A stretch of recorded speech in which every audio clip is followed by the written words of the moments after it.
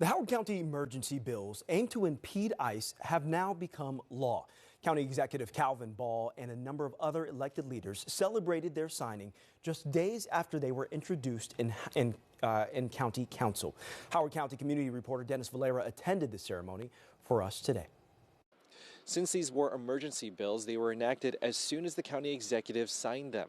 The governor was among those celebrating the new laws, saying they showcase how Howard County is a model in dealing with ICE. With the stroke of his pen, Howard County Executive Calvin Ball banned privately owned detention centers in the county, the culmination of days of hearings overwhelmingly in support of the measure. The story of this emergency legislation is at its core a story about how quickly a community can come together when its values are tested.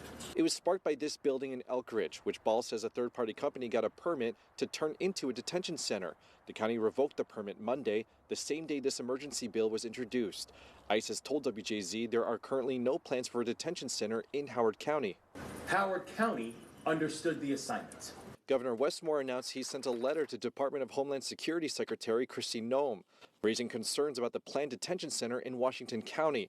The governor not only is asking for more details on the facility, but says the facility could have a strain on local resources and services. He says his administration will be working to review the purchase and the center's operations. But we are not going to forget that we are not powerless inside of this moment, and we are going to obey the law. We're just asking the federal government to do the same thing. The second bill signed limits ICE's access in the county, also directing how county employees alert of ICE's presence.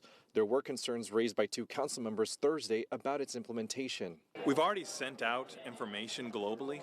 We want to empower and educate our employees. We want to make sure that in these challenging times, they have the information that they need to navigate these troubled waters. Senator Chris Van Hollen also was here. Later on WJZ at 5, we're going to hear on where we stand with funding the Department of Homeland Security.